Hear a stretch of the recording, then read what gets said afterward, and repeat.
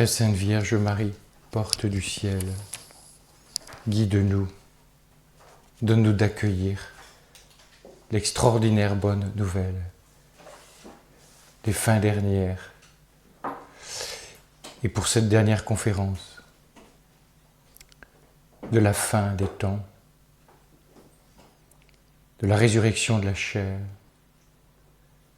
de la venue du Christ, de la Jérusalem céleste. Je vous salue, Marie, pleine de grâce. Le Seigneur est avec vous. Vous êtes bénie entre toutes les femmes. Et Jésus, le fruit de vos entrailles, est béni. Sainte Marie, Mère de Dieu, priez pour nous pauvres pécheurs, maintenant et à l'heure de notre mort. Amen.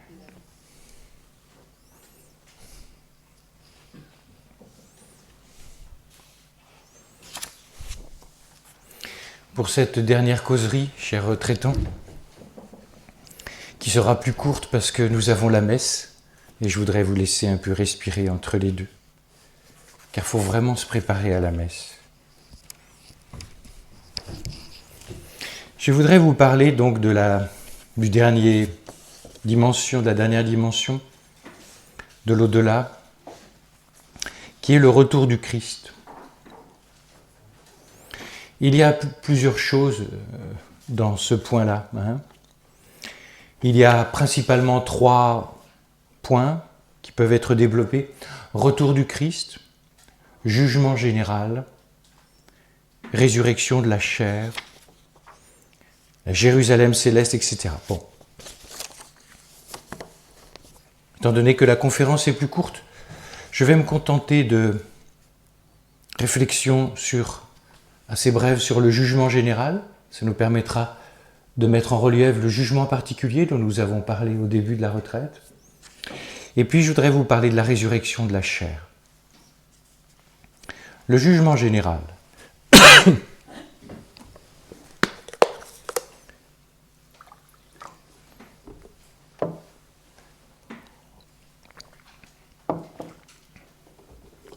Le Christ est vraiment le Seigneur de la vie éternelle. Et le Père éternel lui a remis le jugement tout entier. Jean 5, 22. Comment a-t-il acquis, le Seigneur Jésus, cette fonction extraordinaire de jugement par sa croix? Et cette faculté de juger les âmes, le Fils de Dieu l'exerce en ce qui concerne le jugement, au jugement particulier que nous avons abordé dans le 2e, 3e jour, et puis lors du jugement dernier, qui est aussi appelé jugement général. L'Église s'appuie sur l'Écriture. Pensons à Matthieu 25, en ce qui concerne le jugement général. Rappelez-vous, on dit que c'est le parabole du jugement dernier. Vous savez, où il séparera les brebis, les boucs, les uns à la droite et l'autre à la gauche. Et ceci se fera à la fin des temps, et c'est lié à la résurrection de la chair. Cela va me permettre de raccrocher le wagon du jugement particulier, personnel, au jugement général, même si j'ai un peu ébauché les choses, et d'en dire davantage, de montrer la particularité. 3 éléments.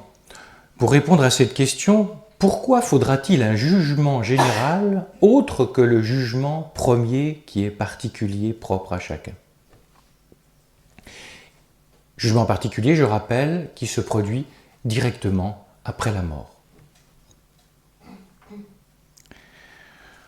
Ce jugement général est dit aussi universel parce que Dieu ne sauve pas des individualités parfaitement séparées les unes des autres. Autant je vous ai dit qu'il fallait tenir à l'individuel, autant il faut tenir à l'universel. C'est comme dans la foi, il y a énormément de choses, il faut les marier, comme dirait le père de Lubac, comme des paradoxes. C'est-à-dire que des choses que nous opposons spontanément, Dieu, lui, les réunit. Le éminemment personnel ne s'oppose pas à l'éminemment communautaire et universel. Mais ne nous trompons pas, pour saisir la dimension communautaire de l'Église, par exemple, il est très important de commencer par la dimension personnelle. Je veux dire que la dimension communautaire ne noie pas les individualités et la relation personnelle au Seigneur Jésus. Plus vous aurez une relation personnelle au Seigneur Jésus, plus ça vous poussera vers les autres. Qu'est-ce qui vous poussera? Le Seigneur Jésus lui-même. Mais je reprends donc premier point. Le jugement sera universel car Dieu ne sauve pas des individualités séparées les unes des autres comme si nous étions des îles. En régime chrétien, nous sommes des presqu'îles, c'est-à-dire que des îles et pourtant reliées aux autres. Le salut a donc une dimension éminemment personnelle qui est tout particulièrement soulignée par le jugement particulier et une dimension collective par le jugement universel parce que nous sommes appelés à former une famille, un corps social. Catéchisme de l'Église catholique 669. Au-delà de la destinée individuelle de l'homme, dit le catéchisme, la révélation ouvre devant nos yeux les perspectives d'un accomplissement dernier de toute l'humanité dans un jugement général, universel, lié à la résurrection des corps. Ne croyez pas que c'est des trucs qui sont séparés. Résurrection de la chair et jugement universel. Et qui exprime la dimension collective du salut. On n'est pas sauvé tout seul, dans des petites cases bien séparées. Parce que le ciel, qu'est-ce que ce sera? La communion extraordinaire avec Dieu qui permettra la communion extraordinaire avec ceux que nous avons aimés et qui ont accepté de se laisser sauver. Deuxième dimension du jugement général. Il est dit jugement et il est dit jugement général parce que ce jugement général rendra justice au Christ Sauveur. Ayez en tête l'Évangile.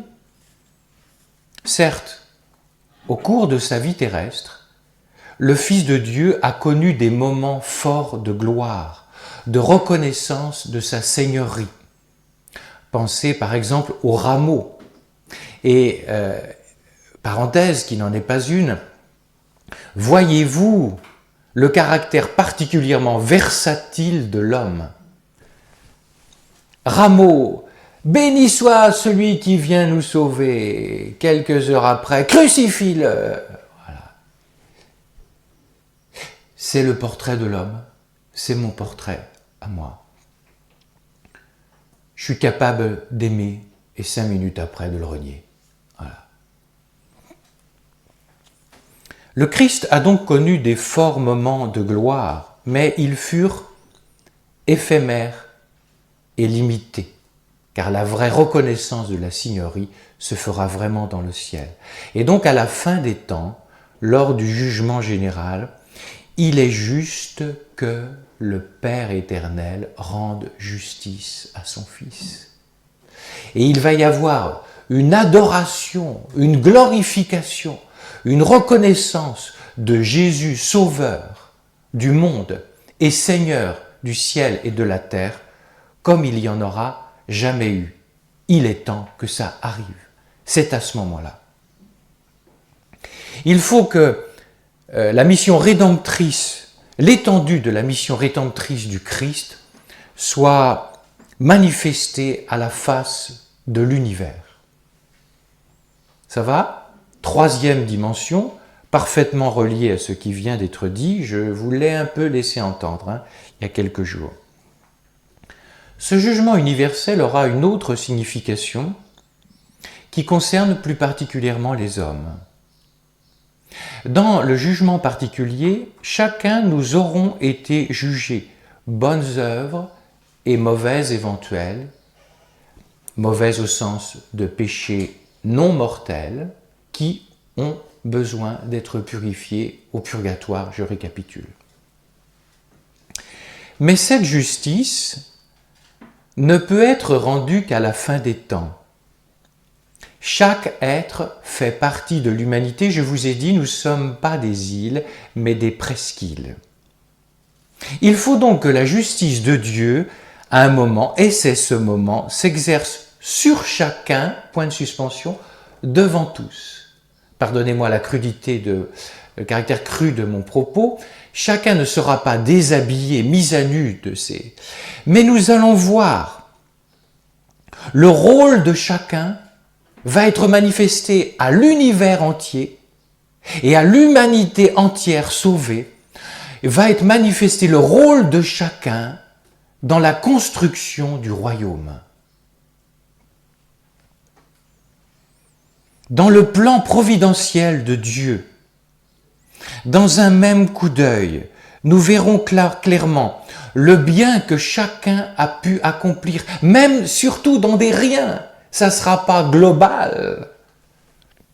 On aura, en quelque sorte, le scanner du bon Dieu, du jugement particulier, nous sera donné à chacun, puisque nous serons tout en tous, nous serons en lui, et nous verrons. Voilà. Mais comment ça va se bousculer dans ma tête? Non, non, non, non. Puisque tu vas participer au regard de Dieu lui-même. Nous allons donc voir le bien que chacun a pu accomplir, mais aussi les insuffisances, avec toutes leurs conséquences sur la création et dans le plan de la rédemption. Les amis, ça va être un véritable feu d'artifice. Est-ce que vous vous rappelez le 14 juillet? Ça pète dans tous les coins, c'est magnifique. Et qu'est-ce qu'ils font les gens? D'abord, ils sont béats, béatitude, ils sont comme ça. Voilà. Et qu'est-ce qu'ils disent? Waouh, waouh! Ben, je peux te dire que c'est rien par rapport au feu d'artifice qui va venir. Ça va provoquer une adoration des élus comme on n'en a jamais vu.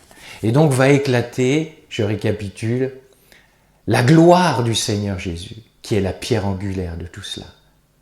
Et toi, petit Rédempteur, tu entends. Il va être montré comment tu as été coopérateur du salut. Et donc, j'insiste, vous ne pouvez pas, si vous entendez cela, vous ne pouvez pas retourner dans le monde et dans votre vie en disant « ma vie, c'est pas grand-chose ». Alors là, vraiment, fallait pas venir à cette retraite, c'est bien fait. Dorénavant, tu ne pourras plus te déprécier et tu ne pourras plus dire « Oh, vous savez, moi, madame, mon père, je suis un petit chrétien de rien du tout. » Ça n'existe pas pour Dieu, les chrétiens de rien du tout. Il y en a même qui, par exemple, sont limités physiquement, je ne sais pas quoi, déplacement, même psychologiquement, tout ce que vous voulez, intellectuellement.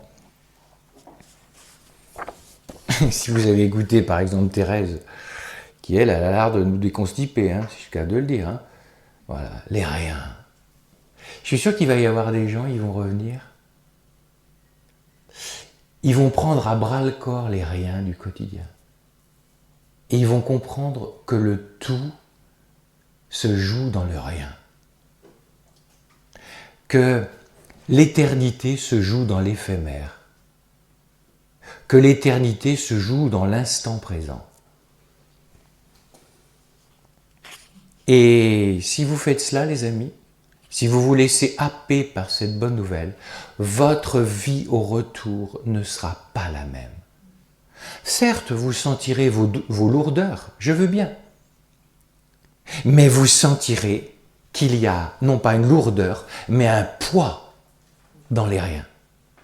Et je vous dis juste une chose, car moi aussi je vais essayer de le vivre. Bon, j'ai pas mal d'heures pour rentrer chez moi, de trajet. Vous avez deux manières de rentrer chez vous. Ou vous allez précipiter les choses, ou vous allez habiter le trajet. Le test de votre retraite, c'est dans le retour. Deuxièmement, la pile de courrier, elle n'est pas dans ta voiture, ça sera quand tu arriveras. Les problèmes, ça sera quand tu arriveras. D'abord, il y en aura-t-il? On ne sait pas. C'est les problèmes qu'on se donne. Et donc, repartez avec une grande légèreté. Je vous dis cela pas pour vous faire vaguement sourire. Hein. J'ai remarqué une chose dans ma propre vie et dans la vie des gens.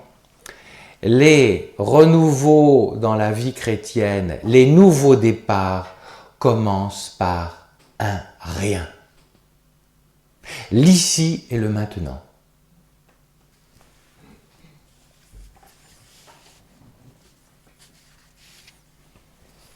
Ne vous précipitez pas non plus quand vous allez être arrivé. Oh, tout ça à répondre. Va jusqu'au bout. Sauf urgence si la maison brûle, comme dirait la chanson. Tout va très bien, madame la marquise. Bien. Faites ça demain. Que demain. Sauf les archi-urgences. Et vous verrez, tout se fait. C'est dans ta tête qu'il y a les problèmes. Quand vous mettrez le bon Dieu devant vous, passe devant, la Sainte Vierge devant, vous verrez que la providence est agissante et que vous allez travailler plus vite avec elle. Curieusement, comme on dit, reculer pour mieux sauter. Mais ça suppose un beau petit acte de foi auquel tu n'as peut-être pas été habitué.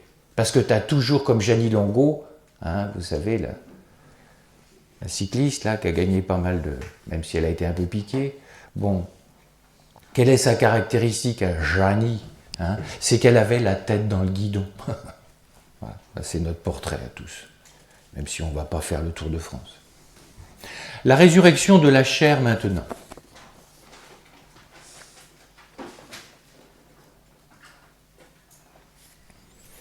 Point important sur lequel nous allons plus revenir ou qui a été simplement effleuré. Au jugement particulier, que se passe-t-il à la mort? Et donc le jugement particulier qui est lié.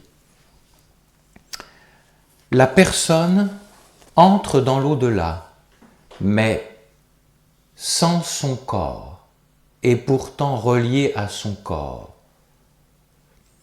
Le corps va aller dans le tombeau et va connaître la corruption. Seule l'âme immortelle passe dans l'au-delà, à la première étape du jugement particulier. Je n'ai pas le temps de développer, il faudrait préciser, puisque l'âme est complètement reliée au corps. L'âme, comme on dit, va être séparée du corps, et pourtant Thomas d'Aquin, avec sa vision très autre, magistrale des choses, dit qu'il subsistera un lien de l'âme au corps, même pour le statut de l'âme séparée dans l'au-delà en attendant la résurrection de la chair. Il ne fait que dire cela, il dit c'est difficile à l'expliquer. Je vais vous le dire de manière amusante, mais ça va vous donner de comprendre.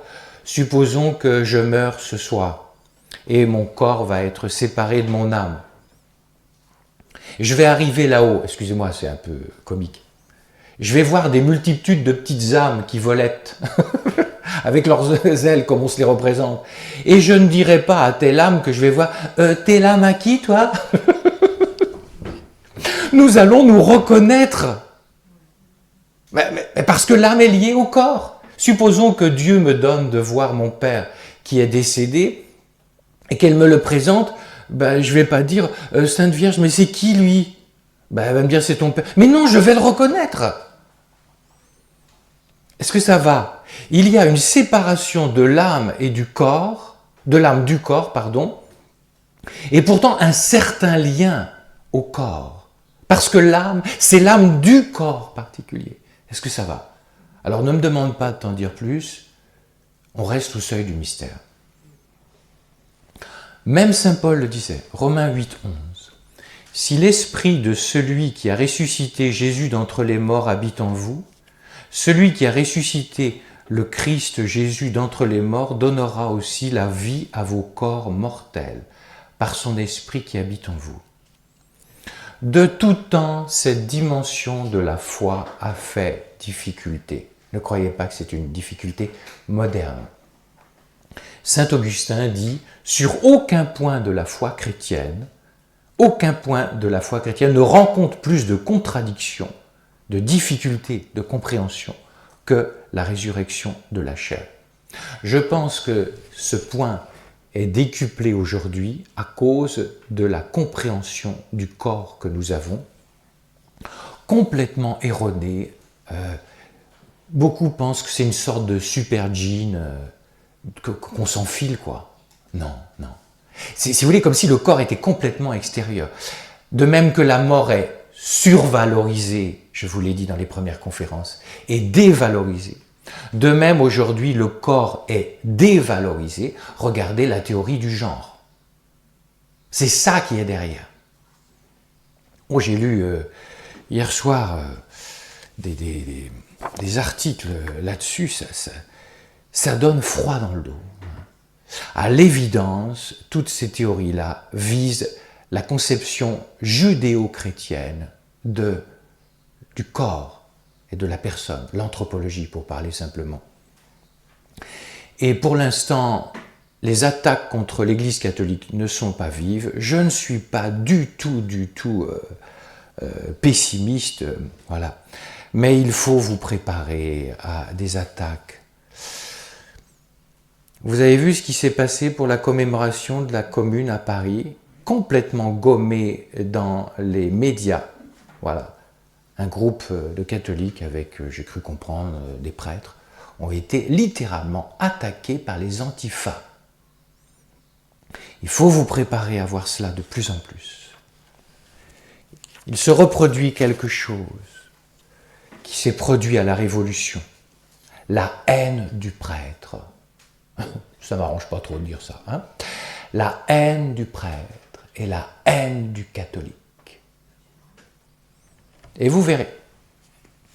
Et je vous dis ça pas pour vous faire peur, pour que vous vous prépariez sereinement à cela.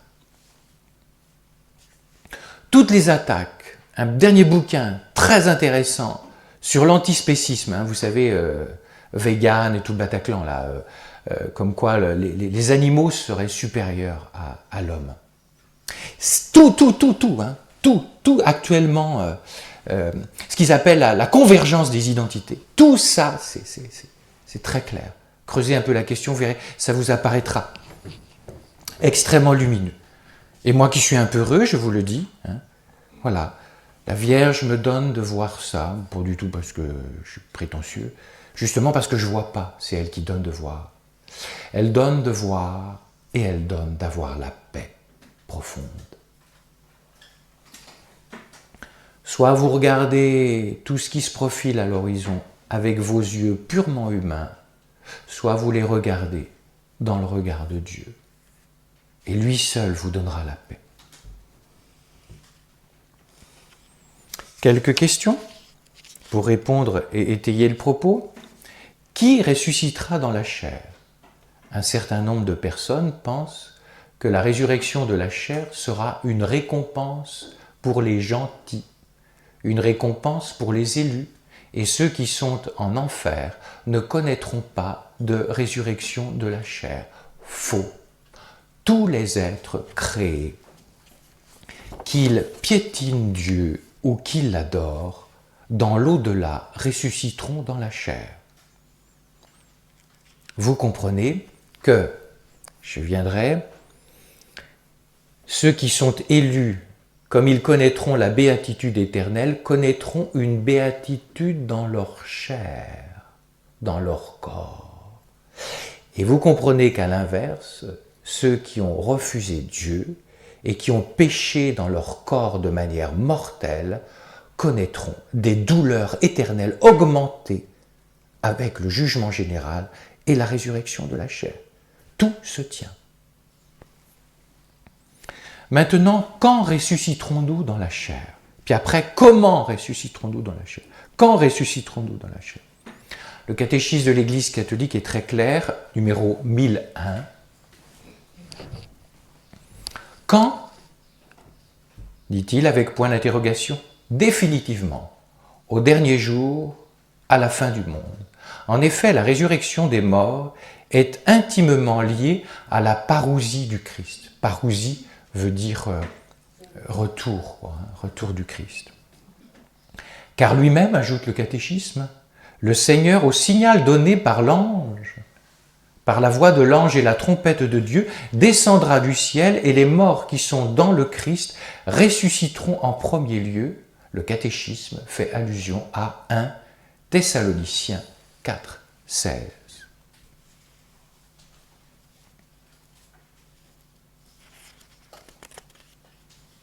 Comment ressusciterons-nous dans la chair? C'est souvent la grande question qui revient.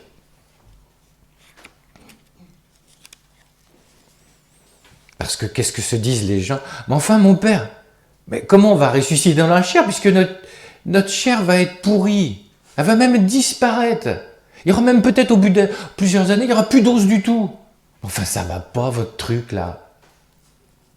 Déjà de son temps, Saint Paul faisait face à cette interrogation. 1 Corinthiens 15, 35, 42. Comment les morts ressuscitent-ils? Avec quel corps y viennent-ils? Insensés. Ce que tu sèmes, toi, ne reprend pas vie s'il ne meurt. Et ce que tu sèmes, ce n'est pas le corps à venir, mais un simple grain. On est semé dans la corruption, on ressuscite dans l'incorruptibilité. Il nous est très difficile de nous représenter ce que sera la résurrection de la chair. Je vous donne un mauvais scénario. Vous connaissez la colle superglue.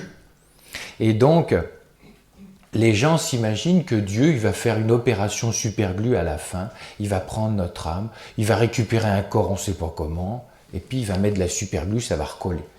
Bon, vous voyez bien qu'il y a un petit problème, j'exagère un peu. Mais le problème, c'est le suivant, c'est que les gens font une division de leur être. Âme, corps, esprit. Nous sommes une unité. Attention au platonisme. Le catéchisme dit « Ce comment dépasse notre imagination et notre entendement. Il n'est accessible que dans la foi. » Alors vous allez me dire, on ne peut rien en dire. Nous ressusciterons, premier élément de réponse, dans la chair. Dieu ne nous a pas créés à moitié, c'est-à-dire uniquement dans notre dimension spirituelle, et le corps, Dieu s'en moquerait, ce serait une enveloppe donc il n'intéresserait pas. Non et non. Voilà pourquoi l'Église tient mordicus à l'identité sexuée. Et vous comprenez pourquoi il va y avoir, c'est pas moi qui le dis, c'est Lucie de Fatima qui le dit à un cardinal. Elle le dit de manière globale comme réponse. Caffarra, qui était responsable de l'Institut Jean-Paul II, qui connaît un peu de tourmente actuellement, et qui demande des prières à Lucie, et Lucie lui dit « Sur la fin des temps, il y aura une terrible bataille de Satan contre la famille. Quand allez-vous voir que nous sommes en plein dedans ?» Et dans la famille, il y a l'identité sexuée. Il nous a créés tout entiers, il nous recréera tout entiers. Il ne saurait, pour reprendre une parole de l'Écriture, à propos de l'homme et la femme dans le mariage, ne séparez pas ce que Dieu a uni, appliquez cela au corps et à l'âme, ne séparez pas ce que Dieu a uni. Deuxième élément de réponse. Le Christ ressuscité est le modèle de notre propre résurrection dans la chair. Ne dites pas, on ne peut rien en dire. Le Christ ressuscité est le modèle et la cause de notre résurrection de la chair. Et qu'est-ce que je vois dans les apparitions pascales? Je vois un Christ qui apparaît tout entier.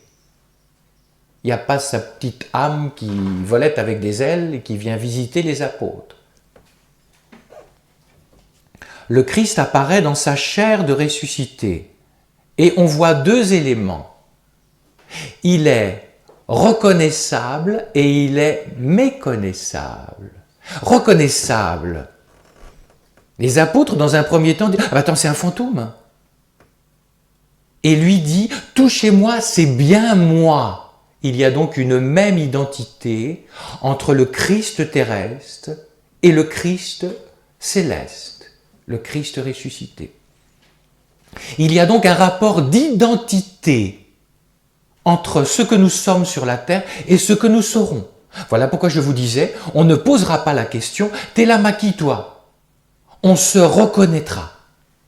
Parce que c'est une identité dans l'unité de corps, cœur et esprit. Et pourtant, il est méconnaissable. Vous avez entendu, ils le prennent pour un fantôme. Marie-Madeleine le prendra pour le jardinier. Elle ne le reconnaîtra pas. Je fais une petite parenthèse. Je ne sais pas si vous êtes attentif à ça. Marie-Madeleine, l'amoureuse, totalement purifiée. Et encore, à la résurrection, il lui dit « Ne me retiens pas ». Vous voyez le captatif. Et voilà pourquoi je peux me permettre de dire cela maintenant, ce qu'on a vécu toute la semaine ensemble. Le deuil de la fin de vie pour une personne qui est assez âgée, qui vient de perdre son épouse. Si cela ne vous choque pas, c'est souvent le dernier palier de la guérison du captatif. Est-ce que vous vous rappelez le cas que je vous ai cité, de la dame qui avait perdu son mari, qui tombe à genoux après un deuil qu'elle n'arrivait pas à faire? Je vous ai cité ça. Et elle dit « Pierre, tu peux partir. » Voilà. Il était mort depuis 2 ans. Il fallait qu'elle lâche. Est-ce que ça va? Donc je reviens à Marie-Madeleine. Elle est là, Jésus, l'époux de son âme, est parti. On l'a volé. Dis-moi où tu l'as mis, dit-elle au jardinier. Quand est-ce que Marie bascule du jardinier à Rabouni quand elle entend Rabbi l'appeler par son prénom? Marie. Comprends ça. Quand tu vas arriver au ciel, tu vas entendre Jésus prononcer ton prénom avec une intensité d'amour.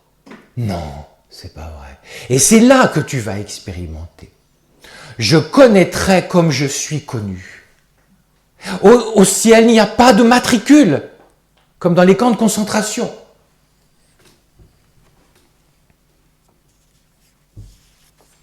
Et donc, même Marie-Madeleine l'a pris pour le jardinier. Est-ce que vous voyez,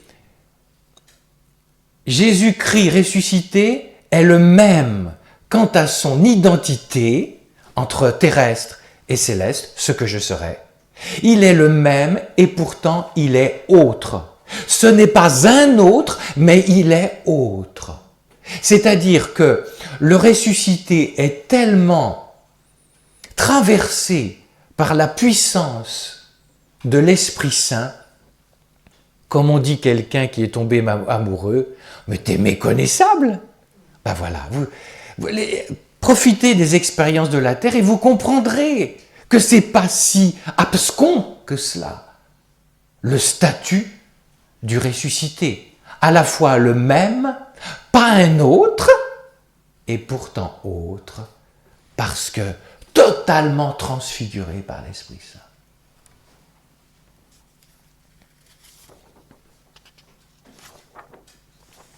Que deviendront les petits-enfants là-haut et les handicapés? Oh, pardonnez-moi, je vais m'arrêter là, car il est bientôt l'heure. Vous savez que le général de Gaulle avait une petite fille trisomique qui s'appelait Anne. On disait mongolien en cette époque-là. Aujourd'hui, c'est devenu tabou. Un autre mot encore, tabou. Quand elle est morte, le grand général dit à sa femme, maintenant, elle est comme les autres. Elle gambade. Je voudrais terminer par un beau petit Fioretti de Padre Pio. si vous allez du côté de San Giovanni, que vous lisez la vie. Ça nous donne, je vous dis, les saints nous aident à comprendre. Voilà. Qu'est-ce qu'ils vont devenir? Mais tous ceux qui sont handicapés, hein, et puis s'ils ne sont pas dès leur naissance, ils y sont peut-être à la fin de leur vie avec des béquilles, etc. Écoutez ça. Nous sommes en 1919. Il y a un mendiant qui vit autour de San Giovanni. Il est estropié. Il a les pieds sont retournés. C'est de naissance, semble-t-il. Il s'appelle François Vichiot et on lui donne dans le coin le sobriquet de Santa Reda. Il est âgé de 43 ans.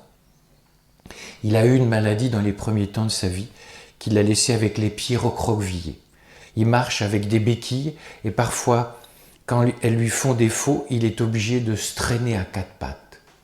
Vous devinez, les enfants qui sont soi-disant adorables sont d'une méchanceté, car autant ils peuvent être formidables, autant ils peuvent être méprisants.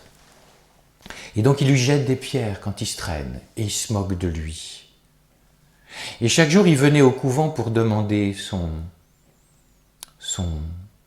sa pitance, parce qu'il n'avait rien. Un jour, il voit Padre Pio. Il le connaît depuis longtemps, il en a marre de se traîner à quatre pattes. « Padre Pio, accorde-moi une grâce. » Le père s'arrête, le regarde et répondit dans le dialecte italien. « Getta li picocchi. » Jette tes béquilles. Le malheureux ne comprend pas et il demeure indécis. Alors Padre Pio crie plus fort encore « Getta li picocchi. » Vichiot, partagé entre l'incrédulité et l'espoir, essaya de se lever et y réussit. Lui qui n'avait jamais réussi de sa vie. Il essaya de nouveau, il se rendit compte qu'il tenait debout.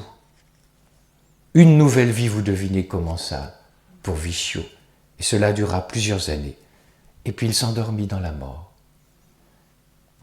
Quelques années plus tard, un fils spirituel de Padre Pio, qui s'appelle Antonio Edigio, se rappelant le cas de cet handicapé, demanda un jour en présence du Padre Pio. « Mais, Padre, quand un estropié comme Santa Reda s'en va dans l'au-delà, dis-moi, il est comment? Qu'est-ce qui lui arrive ?» Padre Pio est saisi par l'esprit. Il reste un moment silencieux, pensif.